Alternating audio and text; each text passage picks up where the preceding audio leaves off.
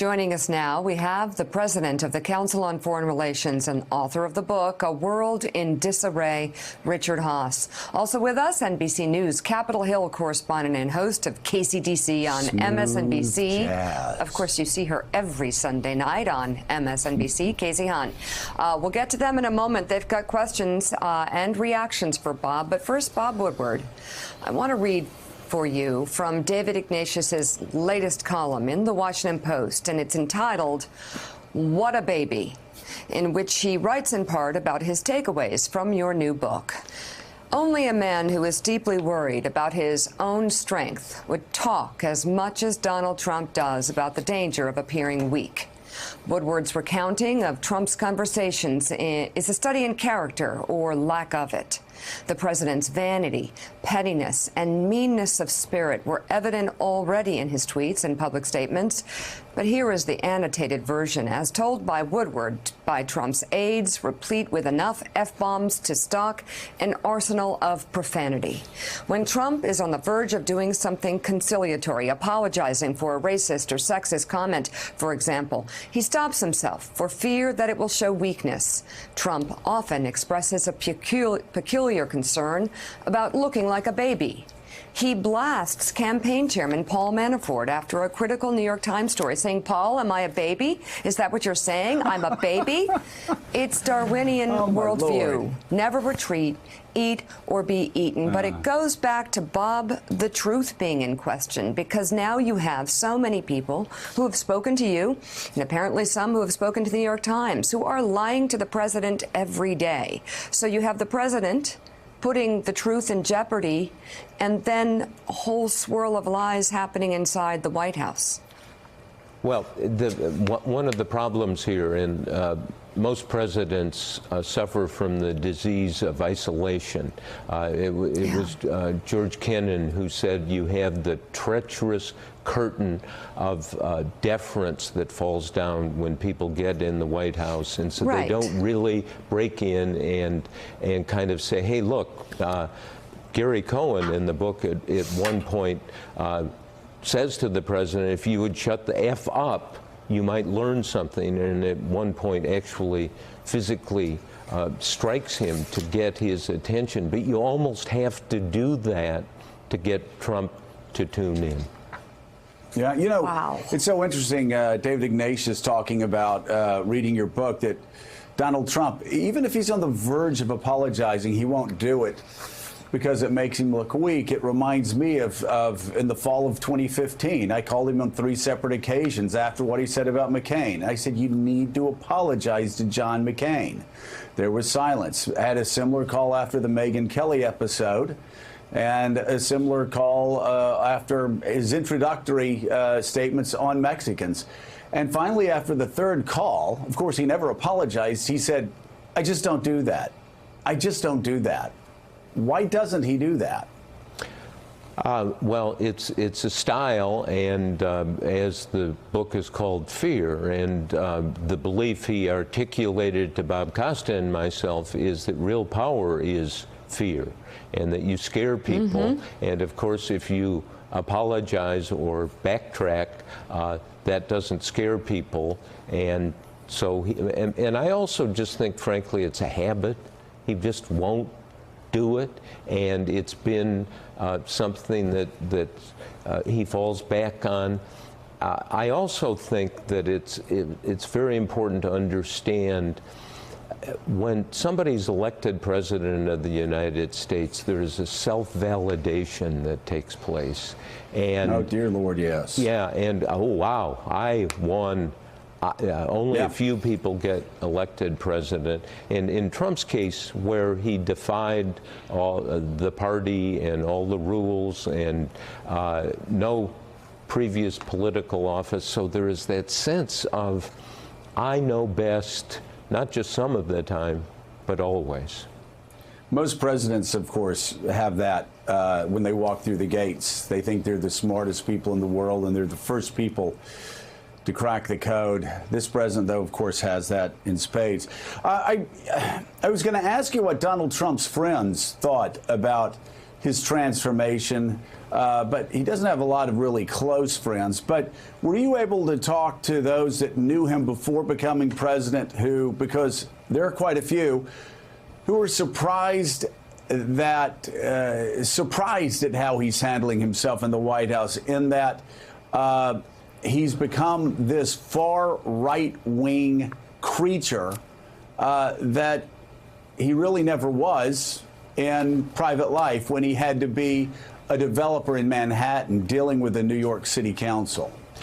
I focus on what he does as president. This is a performance evaluation and description. And yes, I've talked to some people about that. And I think if you really look at his performance as president, it's not ideological. Yes, sometimes is right wing and sometimes the rhetoric is that way. Sometimes the actions and the rhetoric is quite practical. Richard Haass. Yeah. Bob, this president is on his third national security advisor, his second secretary of state, still on his first son-in-law. Why don't you say something about the process of making policy on foreign national security and who, if anyone, he really listens to?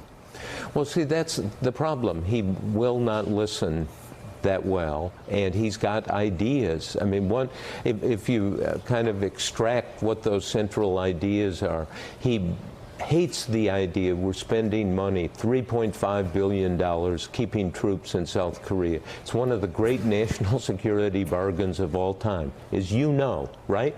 If you were working in the government, would you say that's wasted money?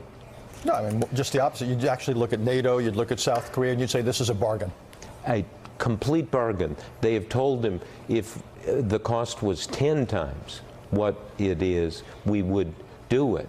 And he somehow thinks we're being cheated, that we're being played for suckers. The second theme here is he thinks that these trade deficits are bad for the economy. Actually, the trade deficits with specific countries are good for the economy because Americans are buying things that have lower prices, better quality, and that money is not taken from us.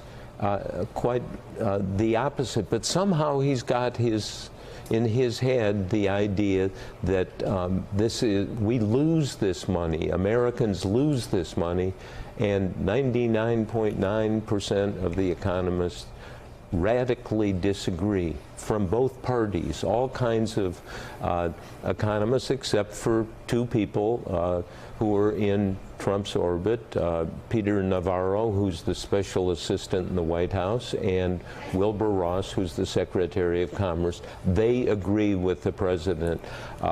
Looking through this, I found no one else who does, and empirically, it makes no sense to really worry about these trade deficits like he does. But he's obsessed with it. Clearly. Casey Hunt. Hi, Bob. It's good to see you. My question, in the wake of your book, there's been a lot of reporting about how the president trusts fewer and fewer people. Combine that with the op-ed, it's even worse. But since you've spoken to all of these people in the White House, I'm wondering what your assessment is of how many people there are around the president that are still truly loyal to him, the person, and how does that compare to previous presidents and White Houses that you have documented in a similar way? That's an important question, and the answer is not enough. Presidents need lots of staff, lots of advisors, lots of input, need to have a pretty open debate making these decisions. At one point, Gary Cohn, the chief economic advisor, is talking to the president. The president says, well, let's do this. And he said, well, no, you only do things with the American economy when you're 100% sure. You just do not take risks with the American economy. The president does not look at it that way. Bob, I'm curious to get your take on the state of journalism in the age of Trump. You've covered 9 presidents. I think you would not dispute that the press has been more aggressive and adversarial with this president than maybe any we've seen in recent memory. How is the press handling Donald Trump, and should the way they're handling the press be the model for whoever the next president is, Republican or Democrat? Well, I think it's critical, important to be aggressive. I don't know whether it should, if it looks political, if there's a kind of adversarial tone. My work on this, a long time ago, became what somebody called a radical centrist, an ultra-centrist. And the politics of this don't work for this kind of journalism when you're really trying to find out. And so I think we need to work on, we can be tough. What I've said is analytically sound, I believe, factually sound. But I'm not going to get into psychological or personal evaluations of the president. I want to describe exactly what he does. And that's, you look at it and you assess it, put it all together, it's alarming. But for example, some previously objective or mainstream news reporters have injected opinion into their reporting because they believe the stakes are higher this time. What do you make of that? Well, I think that you can be analytical and opinion, and again, it's so much about tone. I think sometimes, and you can truly understand this if you're covering Trump day after day, you become a little emotionally engaged and unhinged about it all. That's understandable, but that fuels the distrust of the press when people who are neutral or Trump supporters look and they say, see, this is opinion, this is bias, this is not analysis or fact. Well, one of the things that he has done that has truly worked is the fake news, chattering on and on about that. That's sunk in. Explain to people watching in the course of your work and in others' work in our business the difference between off-the-record conversations, background conversations for reportage. I did all of this reporting on deep background, and I made it clear to people with the tape recorder going. I will protect you as a source, not name you, but I'm going to use all the information. So it's not anonymous to me. The events described are so specific, they're not anonymous. And when people would try to say, well, let's take this off the record, I said, no, we're not going to do that. I think that's been a mistake in our business that we know people, I mean, a lot of people have said, oh yeah, well, I heard that, I knew that. In the daily coverage, I understand that for somebody trying to say, look, this is what's really going on. And here's the interesting psychological point. You're interviewing somebody and you're in your 7th hour, 8th hour, and they say, oh yeah, I want to tell you this off the record. And if I say, no, off the record, okay, I'll tell you anyway. And that is important. You're smiling. And now, I can do that for a book because I'm going back and trying to verify everything and get the full context.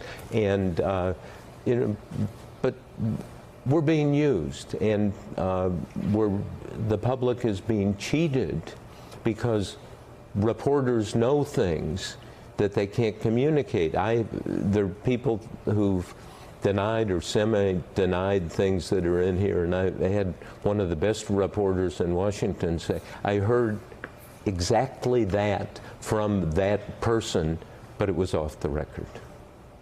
All right, Bob Woodward, thank you so much. Your new book, Fear, is out now. Thanks for checking out MSNBC on YouTube, and make sure you subscribe to stay up to date on the day's biggest stories. And you can click on any of the videos around us to watch more from Morning Joe and MSNBC. Thanks so much for watching.